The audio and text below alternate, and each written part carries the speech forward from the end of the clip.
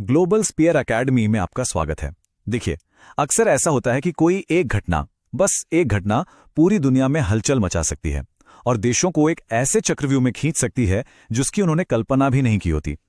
आज हम एक ऐसी ही गुत्थी को समझने की कोशिश करेंगे जिसने पाकिस्तान को एक बहुत ही मुश्किल मोड़ पर लाकर खड़ा कर दिया है। चलिए इस मामले की तह तक चलते हैं। तो इस कहानी की शुरुआत होती है एक ऐसी घटना से जो पहले कभी नहीं हुई। बलूचिस्तान लिबरेशन आर्मी यानी बीएलए, जो दशकों से जमीन पर ही लड़ती आ रही थी, उसने पहली बार समंदर के रास्ते हमला किया। और ये कोई छोटी मोटी झड़प नहीं थी।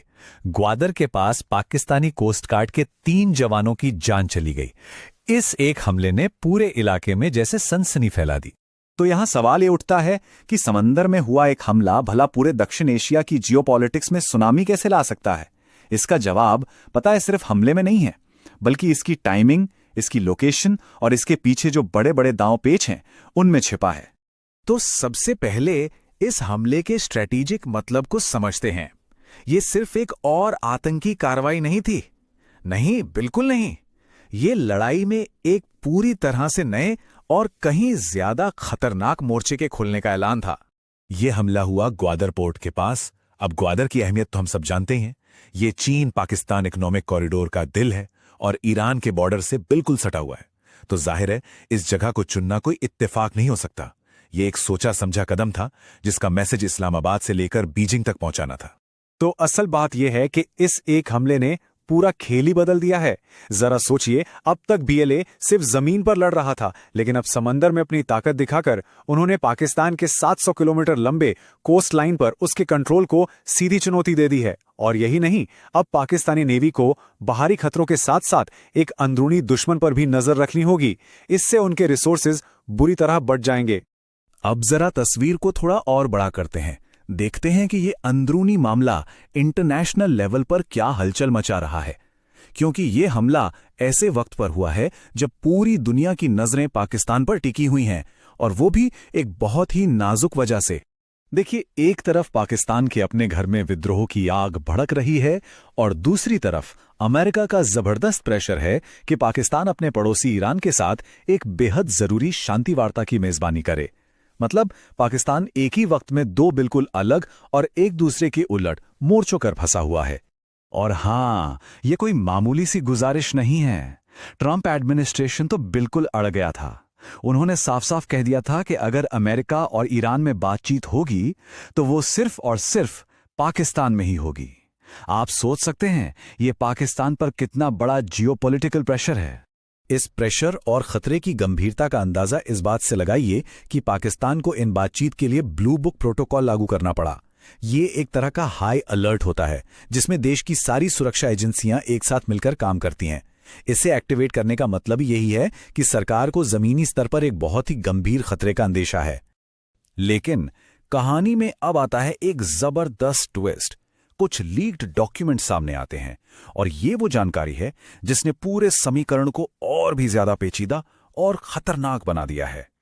इन लीक से पता चला कि पाकिस्तान और सऊदी अरब के बीच एक सीक्रेट डिफेंस डील, जिसे 2025 के लिए बनाया गया था, उसे वक्त से पहले ही अभी ही एक्टिवेट कर दिया गया है। ये कोई मामूली समझौता नहीं, बल्कि एक स्ट्रेटेजिक म्यूचुअल डिफेंस एग्रीमेंट है। इसका मतलब है कि दोनों देश एक दूसरे की हिफाजत के लिए सैन्य तौर पर बंधे हुए हैं। और इस समझौते की सबसे, कह सकते हैं, विस्फोटक शर्त ये एक लाइन है: सऊदी अरब पर हमला पाकिस्तान पर हमला माना जाएगा। इसी एक लाइन में पूरी सिचुएशन का सार छिपा है। मतलब अगर ईरान या कोई और सऊदी अरब पर हमला करता है तो पाकिस्तान को इसे खुद पर हमला मानकर फौजी जवाब देना ही होगा। और ये सिर्फ कागजी बातें नहीं हैं। इस डील के एक्टिवेट होते ही एक्शन भी शुरू हो गया है। पाकिस्तानी एयरफोर्स के फाइटर जेट्स और सैनिक सऊदी अरब के एक एयरबेस पर पहुंच भी चुके हैं। यह दिखाता है कि पाकिस्तान इस समय एक बहुत ही सीरियस मिलिट्री कमिटमेंट में फंस चुका है। तो चलिए अब सारे टुकड़ों को जोड़ते हैं और देखते हैं कि कैसे पाकिस्तान चारों तरफ से एक जबरदस्त जियोपॉलिटिकल शिकंजे में कसता जा रहा है। एक तरफ है ईरान, जिसके साथ शांति की बात करनी है। दूसरी तरफ सऊदी अरब और यूएई, जिनके साथ पुराने रिश्ते और कर्ज का बोझ है। ऊपर से अमेरिका का प्रेशर, और इन सब के बीच देश के अंदर बलूचिस्तान का बढ़ता विद्रोह। इस शिकंजे को और टाइट करने के लिए अब एक फाइनेंशियल गेम भी शुरू हो गया है।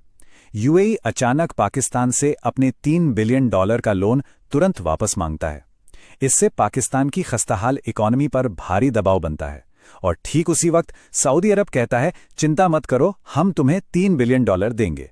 ये classic good cop bad cop की चाल है जो पाकिस्तान को सऊदी अरब पर और ज्यादा निर्भर बना रही है। तो कुल मिलाकर पाकिस्तान इस वक्त चार तरफ से घिरा हुआ है। अंदर से बीएलए का विद्रोह, पश्चिम से ईरान के साथ शांति का दबाव, पूर्व में भारत के साथ टेंशन तो हमेशा रहती है, और दक्षिण में सऊदी अरब की रक्षा करने की सैन्य मजबूरी। ये एक बेहद मुश्किल बैलेंसिंग एक्ट है।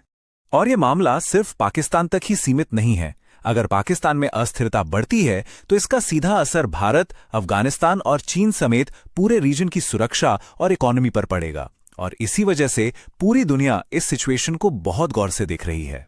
इन तमाम दबावों के बीच पाकिस्तान आज एक ऐसे चौराहे पे खड़ा है जहां से उसके भविष्य का रास्ता तय होगा। ये उसके लिए एक निर्णायक पल है। जो सोर्स मटेरियल है उसके शब्दों में कहें तो ये पाकिस्तान के लिए मेक और ब्रेक डेज हैं, यानी करो या मरो वाली स्थिति। अब जो भी फैसले लिए जाएंगे उनका असर आने वाले कई दशकों तक महसूस किया जाएगा। मोटे तौर पर देखें तो पाकिस्तान के सामने दो ही रास्ते बचे हैं। पहला, अगर वो अमेरिका ईरान की बातचीत सफल करा लेता है तो वो एक बड़े रीजनल पीस मेकर के तौर पर उभर सकता है। लेकिन अगर ये बातचीत फेल हो जाती है तो पूरी संभावना है कि वो सऊदी अरब और अमेरिका की तरफ से ईरान के साथ एक सीधे टकराव में खिंच जाएगा। तो आखिर में सवाल यही है, पाकिस्तान आगे कौन सा रोल निभाएगा, एक शांतिदूत का या किसी और की लड़ाई में एक प्रॉक्सी का?